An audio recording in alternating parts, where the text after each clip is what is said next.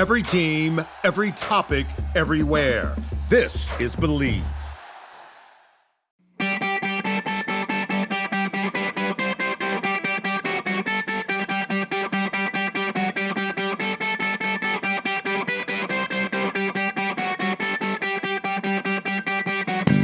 Welcome back to another Short Shifts episode. 10 minutes are on the clock.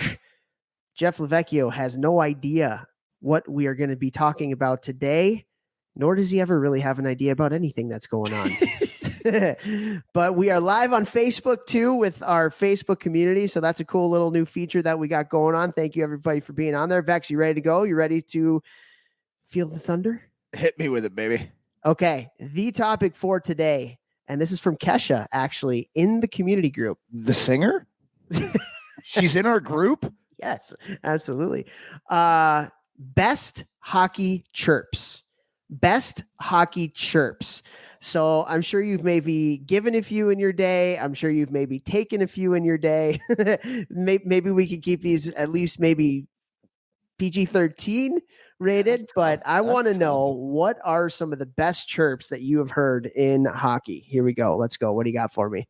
Well, my favorite one, and there's no coming back from this. And once I learned it, I used it probably every game from 19 years old until I retired at 32. And it comes from one of our former guests, been on multiple times, the one, the only, the head of the University of Michigan hockey team, Brandon Naurato. So Naurato used to get chirped all the time because he puts himself out there and loves chirp guys. But Nar would never chirp guys about hockey. He would just tell them how ugly they were. And it sounds okay. Sounds like, oh, that's not a good chirp. But somebody's like chirping you like, oh, you're a third liner, Naurato. You suck. You only play power play, whatever. And he'd be like, yeah, but look at that nose on your face. Like, oh my, you got to look at that in the mirror every day. And so I used to use those like all the time. Like, oh my God, yeah, man, you got 2 more goals than me this year, but you are so ugly for the rest of your life. You got to look at that. I feel bad for your mom. Oh, and I would just go. I would not stop. And so the first year I was coaching, I told the kids, the U18 team that I was coaching, that I used to always chirp guys for their ugly. Because what's the comeback? You tell a player how ugly they are. They're like, no, I'm not ugly. I'm attractive. Like you. Like if you're chirping about hockey or points, like they can come back. But you tell somebody like chirp their facial features or something, that you can't defend yourself. And so I told my U18 team this, and I'll never forget it. The rink was absolutely dead silent. And a kid I trained who also was playing for me, somebody on the ice was chirping our bench or whatever. And he's like, number 9, can you smell my bag in the locker room from there with that nose? Jesus, that and the boys absolutely lost it because, again, what do you say? No, my nose isn't big. So first and foremost, I love chirping at people for things that they like sound stupid if they try and make a comeback. So that was always my favorite. And then a lot of times I chirp about guys' girls, which is very gutless, but that was when I was older and in pro, and just stuff like that. You just try to get under their skin any way you possibly could. You probably never chirped, eh?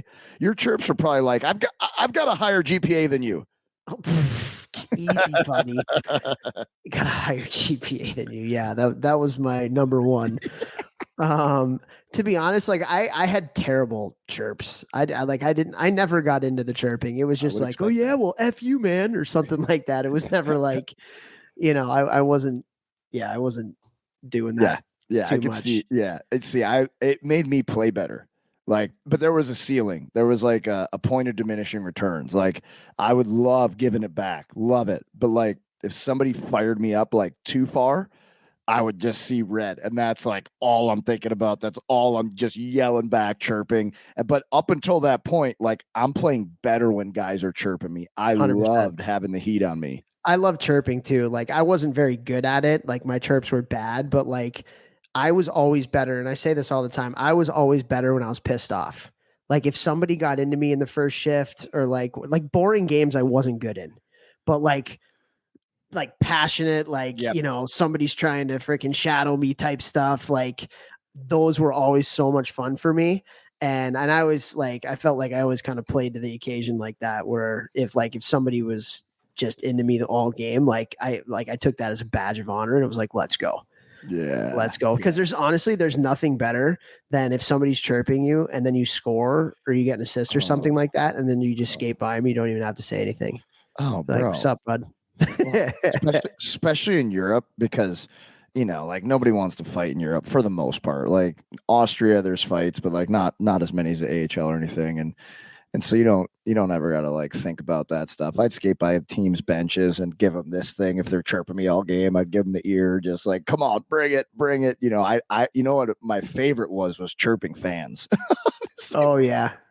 I can't tell the good stories here because they're gutless. I won't lie. They're ruthless. Not gutless. They're ruthless. But like, it's the heat of the battle. It's the heat of the game. After the game, like, I don't hold grudges about what happened in the game, unless somebody like cheap shots you in the head or something. But other than that, like, the game is the game. Like, what happens in the game stays in the game. I loved back and forth chirping guys, and I made a lot of mom jokes, like, again, not like being real, but just like trying to get under their skin and saying stupid stuff. And I remember in the AHL one time we were playing in Bridgeport, I think it was. So that's the Islanders farm team. And there was a guy who probably already had a couple of 100 games in the NHL. And I don't think Marshy had any. He might have had like a couple of games in the NHL.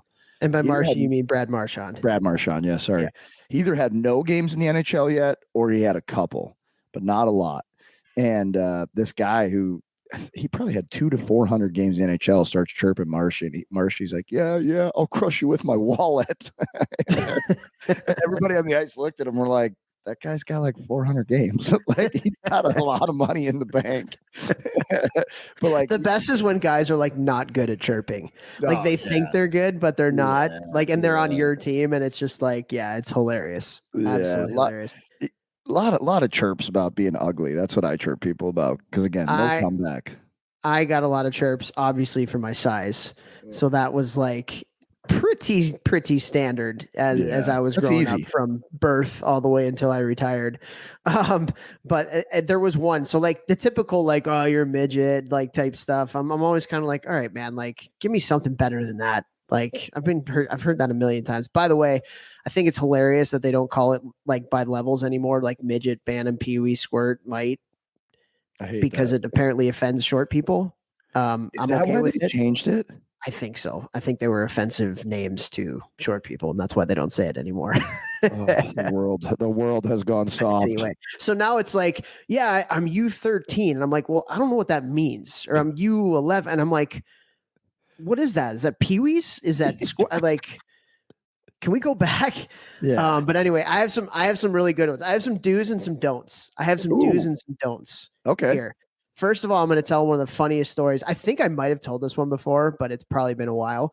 But I'm playing in Des Moines in the USHL.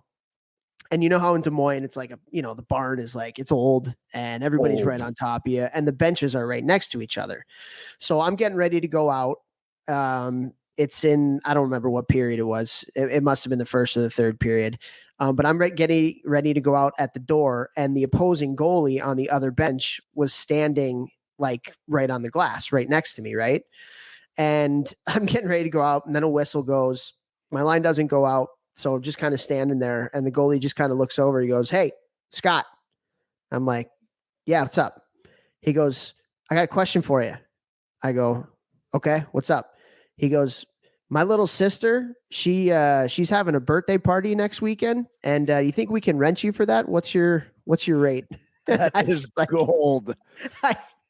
I start laughing. I'm like, actually, that's pretty good, man. Props. I respect that one.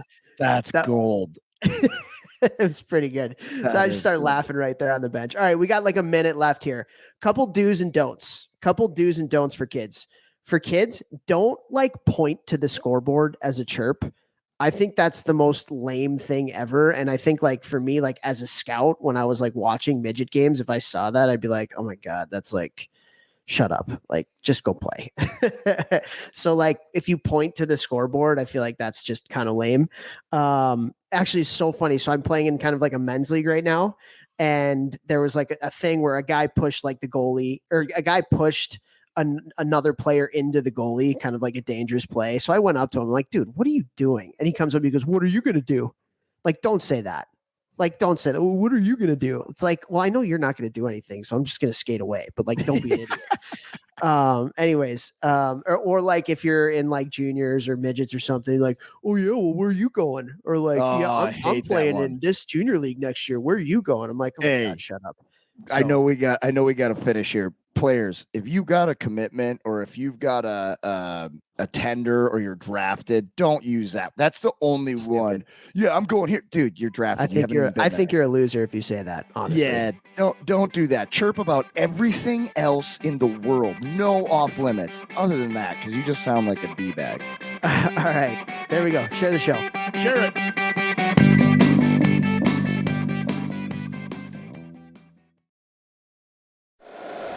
If you like the show, please take a moment to rate, review, and subscribe. It really does help the show to grow. Thank you for listening.